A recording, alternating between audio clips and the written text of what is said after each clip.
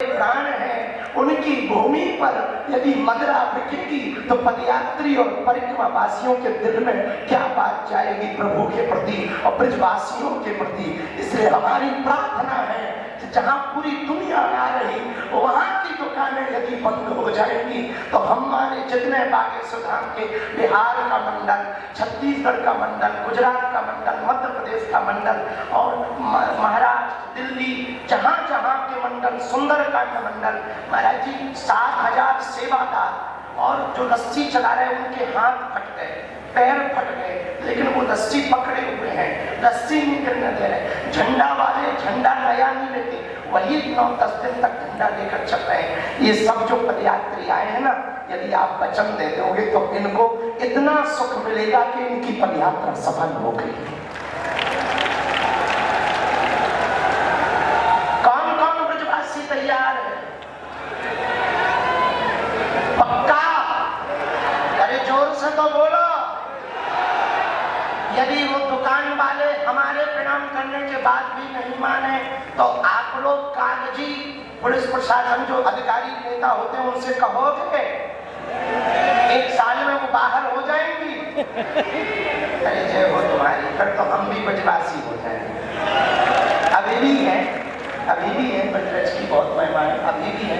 जिसको ब्रजवासी स्वीकार कर लेते हैं ना, उनको ठाकुर जी भी स्वीकार कर लेते हैं। हमें तो खूब आशीर्वाद मिला प्रारंभ से पूज्य शांति देव पूज्य भ्राता श्री देवकीनंदन ठाकुर जी, पूज्य भ्राता श्री पुंडरी गोस्वामी और हमारे अनुज अति प्रिय आचार्य नीलेश उपाध्याय जी, खूब प्रेम, खूब लाड दुलार, खूब कृपा। और एक नाम हम लेकर लेना बहुत आवश्यक है इस क्रम में कि पदयात्रा में आप जो 10 दिनों तक भंडारा पाते रहे ना, वो गौरी गोपाल आश्रम की कृपा है। ये एक बार ताली जोरदार बजा करके ऐसी अभूतपूर्व। पहले ही दिन जब बैठक हुई थी तो आपने मंच से कहा था, महाराज जी आप पदयात्रा करके लोगों को लाओ, हम खिलाएंगे। ये बड़ी कृपा हो। आपने भी बड़ी कृपा की, महंत जी ने भी बड़ी कृपा की, सभी महापुरुषों ने कृपा की। बीच बीच में बहुत से महापुरुष कोई ना कोई आते रहे। ब्रजवासियों को, हरियाणा वालों को, दिल्ली वालों को रास्ते में धक्का जरूर लगा होगा, पर एक बात कहना चाहे, ये धक्का आपके बच्चों को भविष्य में दूसरे मजहबियों का धक्का लगा देगा। तो भविष्य में कालांतर में दूसरे मजहबियों का धक्का। देखो, हम न मुसलमानों के विरोधी हैं, न ईसाइयों के विरोधी हैं। कुछ लोग इस देश में तिरंगा में चांद देखना चाहते हैं, हम चांद पे तिरंगा देखना चाहते हैं। हो सकता हमारी बुराई हो इस बात की, लेकिन हम फिर कहना चाह रहे हैं कि उनके में डॉक्टर पढ़ा लिखा भी आतंकवादी होता है। और इतनी बड़ी पदयात्रा आ गई, भगवान की कृपा से हनुमान जी ने किसी को कुछ नहीं होने दिया। उनके में डॉक्टर भी आतंकवादी है, उनके में पढ़े लिखे भी मजहबी कट्टरपंथी विचारधारा की सोच रखते हैं। वो कभी नहीं कहते कि हमें गर्व है कि हम मुसलमान हैं, क्योंकि वो अपनी परंपरा का पालन करते हैं। आज जितने भी सनातनी पदयात्री आए हैं, हम हाथ जोड़ करके भैया कहें, आप स्वयं सनातनी तो हो, अपने बच्चों को बनाने के लिए कहने की जगह करने की आवश्यकता है, करके दिखाने की आवश्यकता है। जैसे बच्चों को कहें कि हम मंदिर में प्रणाम कर रहे हैं, करके यदि बताएंगे तो उन्हें पता लगेगा कि ऐसे प्रणाम कर रहे हैं। इसलिए अपने बच्चों को पक्का सनातनी बनाना है तो जो पंच संकल्प आज हम सबने लिए हैं वो अपने गांव जाकर के सबको बताना है, जगाना है। एक बात और हम सबसे प्रार्थना करें, ये पदयात्रा आज यहाँ विश्राम लेगी, 3.0 फिर चलेगी, लेकिन वो कब चलेगी ये बाद में बताएंगे, कहाँ होगी ये बाद में बताएंगे। पहले समय अनुकूल देखा जाएगा, परिस्थिति देखी जाएगी। पर मंडल जहाँ जहाँ मंडल है उनके साथ एक बैठक इस पदयात्रा के बाद जरूरी है। उसी में ये निर्णय ले लेंगे कि भविष्य में कहां पर पदयात्रा करेंगे, और इस बार की पदयात्रा जहां अवैध धर्मांतरण हो रहा उस तरफ जरूर जाएगी। हर हर महाकालेश्वर धाम की, सन्यासी बाबा की, दादा गुरुजी महाराज की, हर हर हर हर। सभी पदयात्री जो परिवारजन चल के आए, आप लोग हम लोग यहाँ से आगे विदा लेंगे।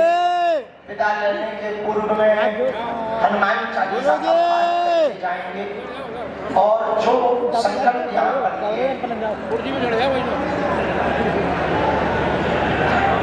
जो यहाँ पर उपस्थित है वो इस बात को भी सुने कि ठाकुर जी के मंदिर में यदि आपके दर्शन ना हो पाए तो मन परेशान न रखना, हम आपके बदले प्रणाम कर जाएंगे। और जिन पे साधन है वो गोवर्धन जी के दर्शन कर आना, क्योंकि ठाकुर जी स्वयं ब्रजवासियों को लेकर के गिरिराज जी की पूजा कराने जाते हैं। तीसरी बात, आप सब जब घर जाएं तो जो आज 5 संकल्प लिए हैं उन संकल्पों को आप दोहराएं जरूर। अपनी बैठकों में, अपनी बातों में सबसे कहें कि भैया ये जो पदयात्रा हम सब करके आए हैं अपने लिए नहीं, आने वाली पीढ़ियों को बचाने के लिए पदयात्रा है। अब यदि देश को बचाना है तो 5 सूत्र संकल्पों के साथ हम लोगों को गांव-गांव में एक मंडल बनाना है।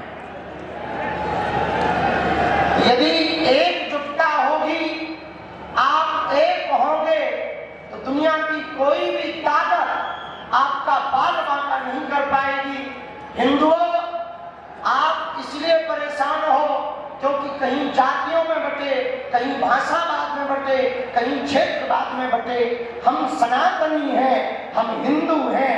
मेरा रंग रंग हिंदू, मेरा तन मन हिंदू, मेरा जीवन हिंदू, मेरा परिचय हिंदू। हम हिंदू हैं, हिंदुस्तान हमारा है। बस इस भाव के साथ यदि हम सब जिएंगे तो वो दिन दूर नहीं जब भारत हिंदू राष्ट्र होकर के रहेगा। और एक बात सुनो, इस पदयात्रा ने अनेकता फैलाने वालों के मुंह पर तमाचा मारा है। जब लाखों सनातनी सड़कों पर चले तो मानो एकता का समुद्र बहता चला जा रहा हो, ऐसा दिखाई पड़ा। और जो कट्टरपंथी विचारधारा के लोग थे उन लोगों ने भी अंततोगत्वा हार मानी, और मुसलमान धर्म के लोगों ने भी पदयात्रा का स्वागत किया। यह पदयात्रा आपकी एकता के कारण, आप सबके इतने समर्पण के कारण सफल हो पाई है। हमारी प्रार्थना है जैसे आज आप पदयात्रा के लिए एकत्रित हुए, किसी भी हिंदू के ऊपर, सनातनी पर कोई हमला होना, तो यदि आप उनके लिए ऐसे एकजुट हो जाएंगे तो भारत में देश विरोधी और सनातन विरोधी रह नहीं पाएंगे। ये पदयात्रा की सामाजिक समरसता भोजों ने गांव-गांव में संकल्प दिलाया कि हम भेदभाव नहीं करेंगे, छुआछूत नहीं करेंगे। रामानंदाचार्य भगवान ने कहा, हरि को भजे सो हरि को होई, जात पात पूछे नहीं कोई। जो भगवान का भजे सो भगवान का ही होता है, कोई ऊंच नीच नहीं, कोई छुआछूत नहीं। ऐसे 28 जगहों पर सामाजिक समरसता के खोज हुए इस पदयात्रा में। और जब 5 करोड़ की आबादी के बीच से ये पदयात्रा निकली तो चारों तरफ संतों का साथ, संतों का हाथ, महात्माओं का साथ, ब्रजवासियों का साथ, हरियाणा वालों का साथ, दिल्ली वालों का साथ, हाथ में हाथ था। वहां ना जात थी ना पात थी, केवल हाथ में हाथ था एकता का, सनातनी एकता का।